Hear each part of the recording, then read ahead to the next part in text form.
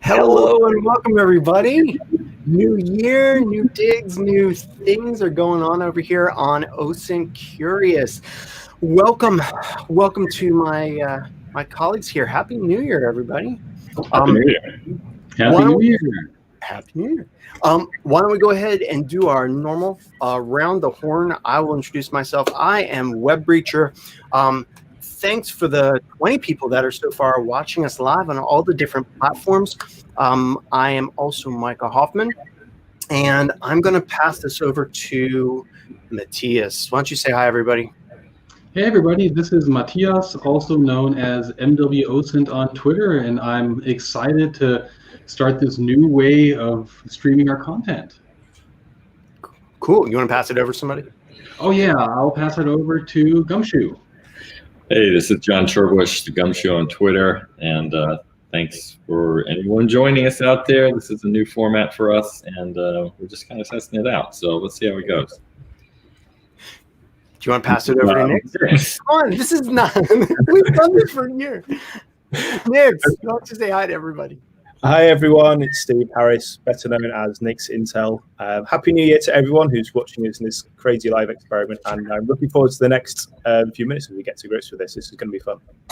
Yeah. So, for those of you that are joining us live, this is something new that we're going to be doing this year. Is we're reaching out on several platforms from Twitch and Periscope to YouTube to make this more of an interactive type of live stream. If you're joining us, we will actually, I think on several of the platforms you can communicate with us. We'll have to see how that goes. We're new to live streaming, so please be patient with us as we learn these platforms. Let's see. So Laurent, one of our members, says that we're live on Twitter, Periscope, Twitch, and Twitter again. I guess that's twice on Twitter. So what we're going to be doing is we're going to be using this venue to go ahead and interact with y'all. And we've got some things to talk about today. Just a real quick webcast for us, our stream. First off, welcome to the new year, gentlemen. Anything cool happen to you personally anybody get remarried or anything like that? Because y'all are pretty private about that stuff. No. Okay. I had to think about it for a second. And no. Yep. No. All right. It's usual gaining like 10 pounds over the holidays and trying to get rid of that, but I think we all have that problem at the moment. I don't know, man. You do all that rowing stuff. There's a reason for that. I like eating. Okay. Okay. It's pretty damn impressive too what you're doing. I mean, I watch the stuff that you tweet out. That's amazing. Just you were doing like 26 miles rowing? No, kilometers, not miles. Remember, I'm in the old world. That's like 200 feet or something. Yeah, I think that conversion. I think it's more like 3 pounds. I think it's 14 stone. 14 stone. Right. What about you, Nick? Any things happen in the new year so far? I'd love to tell you about all the exciting stuff I've done, but I've deliberately tried to have a really quiet time away from computers and just sort of refresh myself, reading a bit, and ready to get cracking again. It's good to have a break. Sweet. Yep. Turbush, you too? Yeah, nothing exciting. I've done enough exciting things in my life. Lack of excitement is pretty okay at this point. So yeah, it's almost welcome. It's like just normal. Yeah, I did a lot of hanging out with family and just enjoying their company and all. It was very, very nice. Cool. So a couple of things for our audience here. we have changed a couple of things. One, you see that we're now streaming. Two, we have elected some new officers within OSINT Curious. So what I want to do is I just want to show you the page on our website that shows who our new members are, and actually the new executive board for 2021. I'm still president, and Nico, Dutch OSINT guy who you know and love, is still vice president. Laurent Bodo, who is doing things outside of the web in the stream today. I got to change that from webcast to stream. It's going to take some time, I think. Laurent is our webcast and video content manager. So he's going to be the one that does a lot of the behind the scene things to keep our stream and our interviews going strong. Sector 035, who you all know and love from his quiz times, his yearly quiz. He just released that new yearly quiz, right? Matthias, Nix, did you all try that yet? Have you started the 2021 quiz? No, I'm still stuck on the 2019 one on the last question. Yeah, it's like I'll send the initial email to get the first hint. I'm like, whoa, I started that. Okay, squirrel, and then I'm off doing something else. It's a really good. I know how long it takes Sector to put them together. It takes but how they're. Yeah, it's like a really good paper feed exercise. It's really good to do, and learn a lot by doing it. Yeah. Well, Sector for us is going to be helping us with our blog posts, and we actually have a bunch of them all queued up. And that kind of brings me over to Ray Baker, who has joined us as our marketing manager. Ray is making sure that on all the different platforms, we are representing OSINT Curious the best we can. And because of that, we're going to start releasing things more on a schedule, more reliably, so that you, our listeners, you, our readers, you, our viewers can consume our OSINT Curious information in a more reliable fashion. So Ray's behind the scenes working on that. And Stephen Harris, Mr. Nix down there, is our wonderful secretary. Aside from that, we do have one new advisory board member that we are very excited about. We've got Christina Licati, who is joining our project, and that is really, really exciting for us as we welcome her to the project. So that is really what we're going on. That's really some of the administrative stuff that we've got going on. Oh, the other thing is we're trying to reach out to the community and really become more interactive in 2021. So the live streaming with live comments, but also we are going to now be on the Searchlight Discord. So if you want to talk with us, you want to have prolonged conversations that are longer than Twitter, or you don't want to hit us up in LinkedIn, then Searchlight Discord is where we're at. And there's a link to it on our OSINT Curious website. If you want to join that free resource, it's out there for us to talk. Whew, that's a lot of talking by me. What do y'all think? Anything interesting in the news that y'all want? Nothing happened this week, as far as I know. Yeah, just a quiet one. Yeah. Nice quiet. Wow, so much upheaval. But you know what it's interesting is watching the events that happened over here in the United States. I enjoy watching what other countries see and report about what's happening over here in the United States. I think that different perspective is so useful, especially the OSINT work that people are doing. Like Chris Poulter just released his report, and we've tweeted it out on the OSINT aspects of the Capitol breach, as well as some other people. I've seen timelines. We've seen Bellingcat and Intel X document the different events. Have you all been following any of those OSINT things? Not the politics, but the OSINT stuff. Yeah, it's interesting. I mean, this is a historical event. Obviously, we're in this time and place where everybody participating in an event like this is recording it. Whether that's going to help them out at some point legally or not, it probably won't. But there's a lot of information out there about what happened at the Capitol, and there's a lot of data that people researching this and tracking this, law enforcement and government, obviously, but others like Bellingcat and journalists, and that there's just so much data from this one event, for example, that it's just weeding through all that information, depending on what you're trying to do, obviously. I thought it was interesting to see the reactions of the big tech companies, and then the kind of counter reactions by people like Bellingcat or Intel X. So when everything started to unfold, of course, Facebook said, hey, a lot of this is inciting violence, so we're not going to have people post this on Facebook. We're going to take down videos. Of course, it didn't work, because with Facebook, it never really works. But at the same time, Bellingcat popped up and said, hey, there's this big data repository, this big database where you can just upload all the videos, all the things that you find.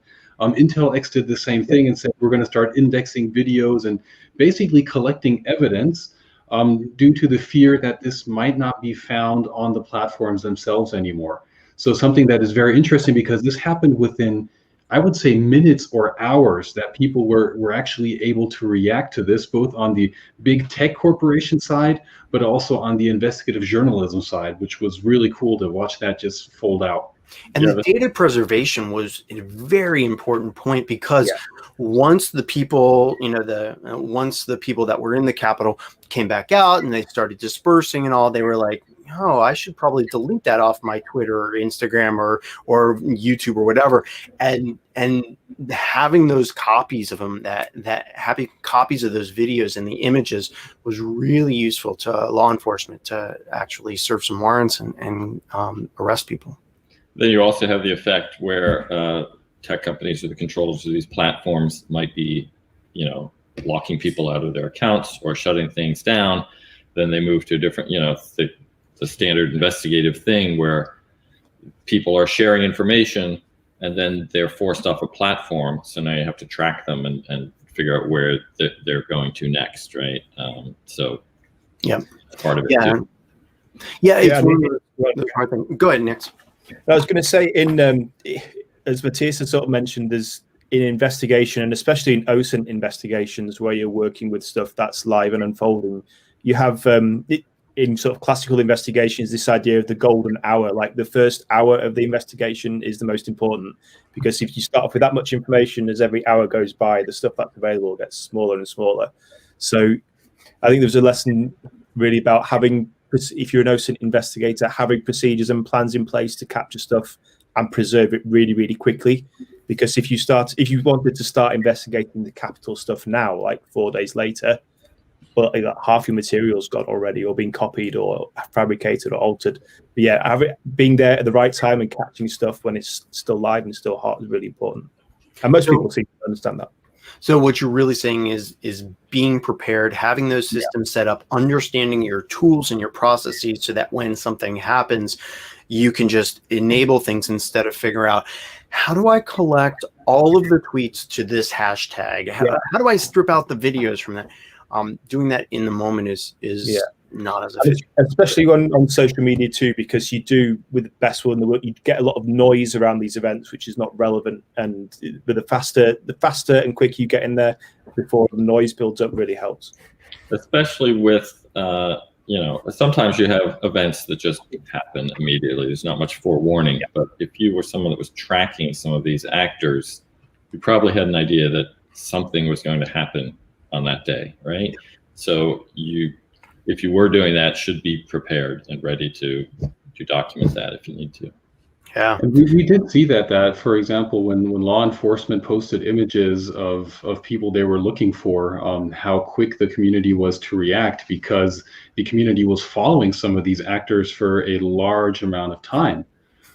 So that's also something whenever we talk about OSINT, we're also always talking about the crowdsourced investigations and crowdsourced OSINT that is out there. And what I would like to hear is your guys' opinion on something like this. I personally think there are some things that should be done by law enforcement and law enforcement only, but at the same time, they might not be quick enough to get all this data together. I think there's a few different aspects of this. One of these is law enforcement, certainly in the U.S., has rightfully been accused of tracking groups and people that maybe or have political things that are not agreed with by the government and so forth, but they're not necessarily doing anything criminal, right? So in some cases, law enforcement is kind of like, well, we're not going to fully track that because is that our job? On the other hand, you do have that intelligence aspect where you should be aware of the threat environment and what's happening around you. So law enforcement, have to balance that. And did they do that well here? Obviously, the end result was not great.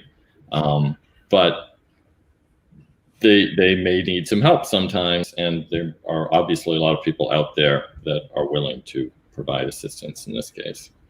And I think oh, sorry, Micah. Well, I was just going to say that I think there's a difference between collecting, storing, and providing the images and the URLs where this all was collected and what accounts they came from, and doing the investigation, doing essentially the who is this person, tracking them all the way back to a name, address, phone number. And what I was seeing is some of those people that were doing things like, oh, this is John Doe and he lives here and here's his phone number, and tweeting that stuff out publicly, which does a disservice to the OSINT industry in general. I get that you've got great skills and all, and I get that this is very helpful, but there's an audience that needs that information, and providing it directly to law enforcement or the FBI or whomever's doing the investigations is more effective than publishing that stuff globally. Because I mean, I saw some of the outcomes of this where people were going and visiting these people's houses and recording law enforcement taking them away or harassing these people. And I think some of it we need to do the OSINT part, the collection, the analysis, and then hand that off to the people to do the other work, maybe more privately. Yeah, I agree. So crowdsourced investigations and getting intelligence from the public domain is really, really important. But I think sometimes it can strain to sort of becoming a vigilantism sometimes. And you can tread on a lot of people's toes and cause a lot of mess by doing that. So yeah, crowdsourcing is great, but crowdsourced justice is a bit messy sometimes.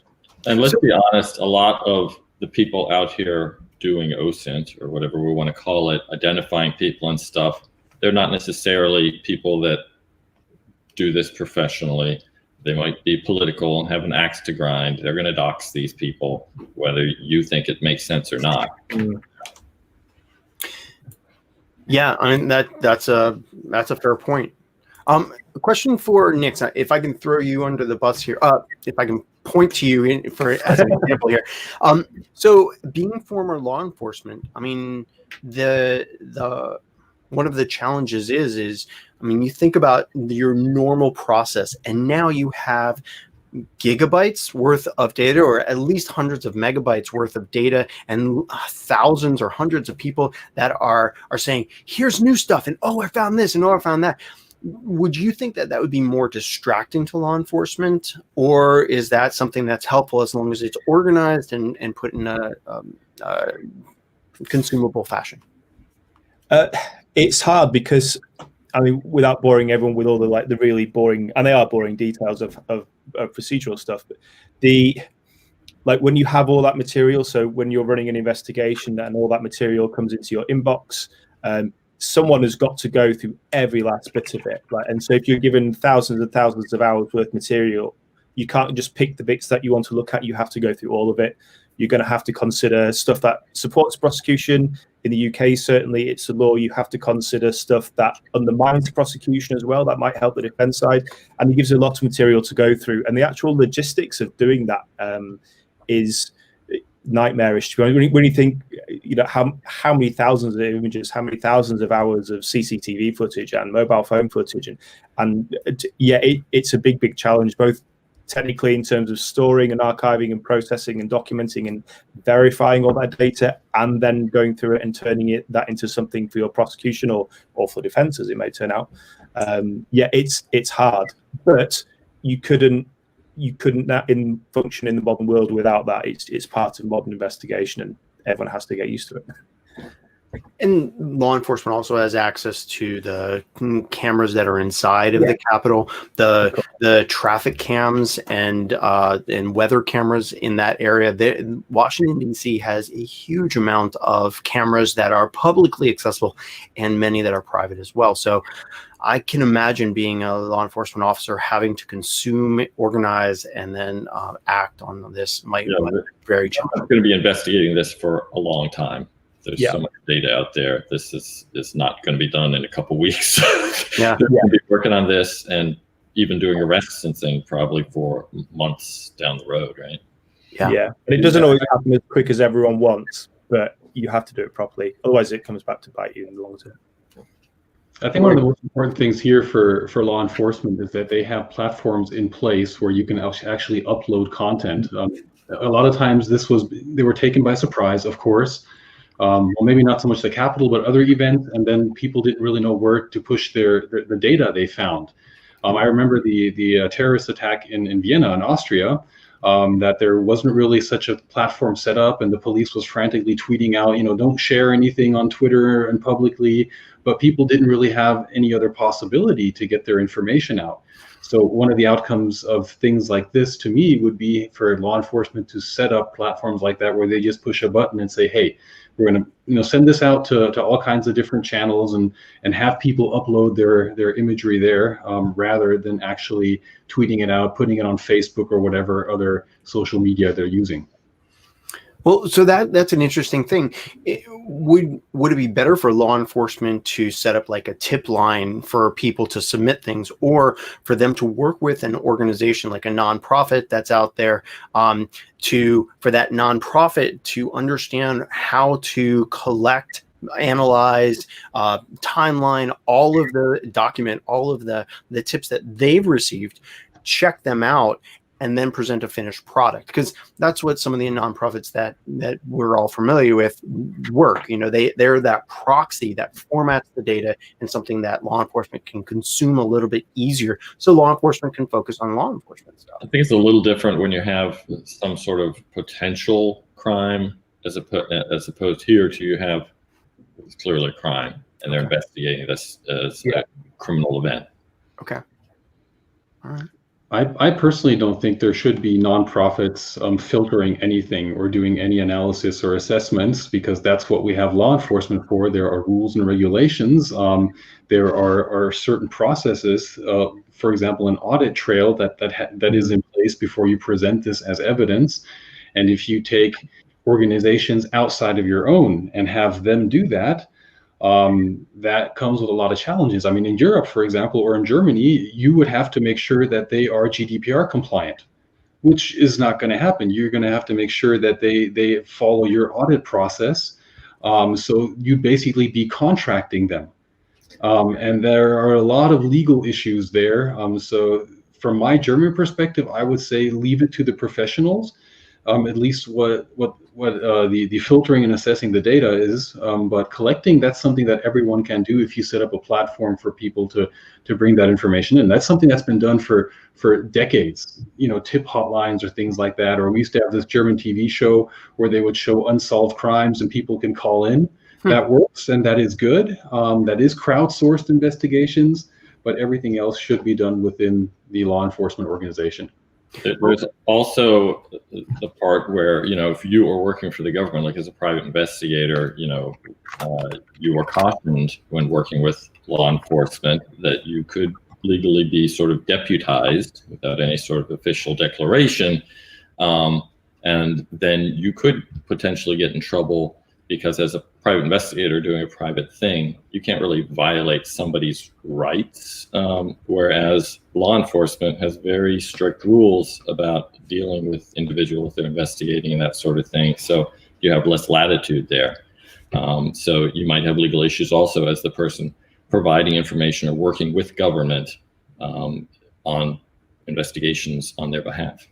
So we're talking about that for those of you that are just joining us, we're talking about the United States Capitol storming that happened this past week, and the OSINT aspects of that, and really it's OSINT, law enforcement. And here's an interesting twist: what about disinformation? So that's kind of the the opposite, not the opposite of OSINT, but it is something that we deal with a lot, is that false information that is knowingly put into our OSINT streams. Think about this. Law enforcement sets up something like a tip line, a hotline, or something like that, and then they get a deluge of incorrect, false data or poorly preserved data. You know, hey, I took a screenshot of this image on somebody's feed, but maybe it was altered or something else like that. I would imagine that that's going to be problematic as people delete media off of their accounts, but law enforcement will be able to serve warrants to extract that data right from the platforms, right? So maybe not that big of a deal. What do you think about disinformation in this data collection during an event? Well, I think people, I mean, even before the internet era, people have always given false information, or either deliberately or through good intentions but bad practice. When on working murder cases, sometimes you get psychics who'd ring up and they would tell you where they knew it. Those are people who are giving false information but with good intentions. Oh, you got bad actors with malicious intent as well. But it comes down to that basic OSINT skill, I guess, of you have to verify your intelligence first. So if I just upload a video and say, oh, here's such and such doing this at such and such a location, you still have to verify whether that's true. You know, it's the same if you're going to send something to a journalist, that like they still have to do the legwork to make sure that it's true before they act on it. So yeah, I mean, a mature intelligence setup should take that into account anyway, I think. Yeah, it's certainly not a new problem. Go ahead next. I think disinformation to me kind of comes under the heading of misinformation, and there can be many reasons for that. Like as an investigator, if you go talk to 5 witnesses about some event, they'll probably all give you something that's a little bit different, right? So it's just based on people's perspective, as well as people can misremember things, people can put something down incorrectly, or all of that. Obviously, you do have people that are trying to get out of criminal, proceedings, that sort of thing, that may provide disinformation.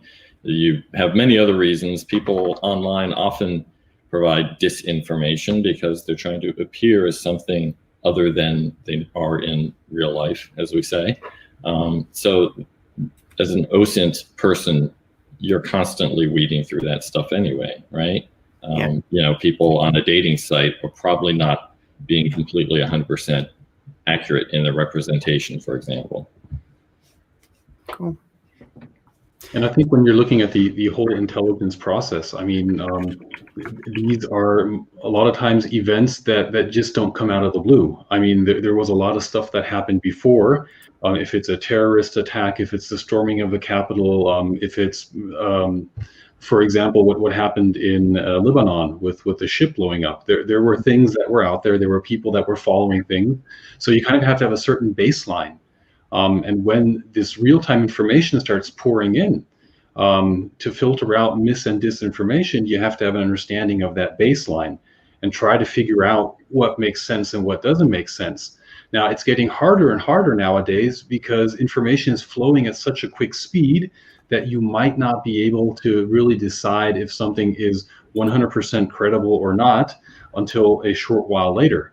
But for most of the things that we've been seeing in the past, there wasn't really the need to have that decision made if the information is credible or not in that moment. And this will all take a couple weeks or months to actually unravel everything, and especially in the Capitol case, to actually get a good assessment on what really went down. Yeah. Well, I think one of the most important things is that there were a lot of people that had eyes on, were watching social media, and stepped up and tried to do some of that collection and help out.